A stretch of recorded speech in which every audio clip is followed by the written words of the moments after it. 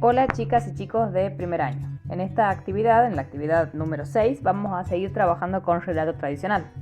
Y en esta oportunidad vamos a leer un relato muy conocido que se llama El viejo de la bolsa. Seguramente ustedes ya lo conocen. Cada vez que llegaba la hora de almorzar, Miriam no podía lograr que el pequeño Tobías comiera.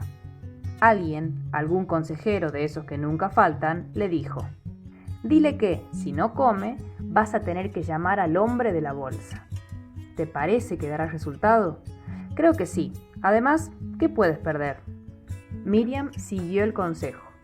De ese modo, cada vez que Tobías no quería comer, le decía: «Si no comes, llamo al hombre de la bolsa». El pobre Tobías imaginaba que un hombre malo y feo vendría a buscarlo. Se ponía a llorar y comía. Hasta que un día, el niño se cansó de ser amenazado y le dijo a su madre que no comería. La madre se asomó a la ventana y llamó entonces al hombre de la bolsa. «¡Hombre de la bolsa! ¡Hombre de la bolsa!». Apareció un hombre alto, con una bolsa gigante de esas que se usan para consorcio. Tobías, exaltado y excitado por la curiosidad, salió a verlo.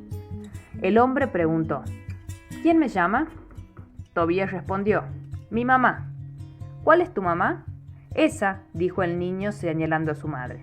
Entonces fue así que el grandote la metió en la bolsa y se la llevó. Bien, cuando terminan de leer esta historia o de escuchar esta historia, tienen que responder y resolver las siguientes consignas. La primera, explica en no más de 5 renglones de qué se trata el relato.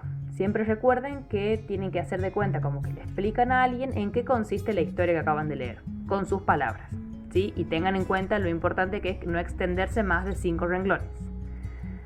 Otra consigna, ¿conocías el relato? ¿Sí? ¿No? ¿Quién te lo contó alguna vez? Bueno, ahí recurran a lo que ustedes recuerdan, si conocían la historia del viejo de la bolsa, quién se las había contado, en qué contexto, si eran más chicos, si hace poco. Otra, ¿hay algo que te llame la atención? ¿Sí? ¿No? ¿Y por qué? Perdón. Explica según respondas. Fíjense en la historia que han leído, si hay algo que les llame la atención en el sentido de que si hay algo distinto, por ejemplo, a la historia que ustedes conocían, algo nuevo o algo en particular que les parezca llamativo. Otra consigna, ¿sabes algún relato del barrio, localidad, del campo que hayas escuchado cuando eras más pequeño? ¿Te animás a escribirlo? Si no conoces ninguno, busca alguno en internet, en libros, donde quieras y contalo con tus palabras. Entonces ahí en esa consigna lo que tienen que hacer es comentarnos algún relato que ustedes conozcan, ya sea un relato que hayan escuchado en su barrio, en el campo, algún relato que sea característico de Bariloche. Si no conocen ninguno, pueden buscar alguno en internet, en algún libro y contarlo con sus palabras. También recuerden que pueden preguntarle a alguien de su familia. Otra consigna, continúa escribiendo el relato del cuento, es decir, desde que se lleva a su mamá, mínimo 10 renglones. Entonces, ¿qué quiere decir esta consigna? A partir del final del relato que nosotros vemos ahí, que es que el hombre de la bolsa se la lleve a la mamá, continúen la historia. Mínimo 10 renglones tienen que ser. Piensen cómo podría seguir la historia, qué puede hacer ese niño cuando ve que se llevan a su madre, qué puede hacer quizás esa madre que queda atrapada en la bolsa, lo que a ustedes se les ocurre. Y por último, a ese agregado que ustedes hicieron, colóquenle un título.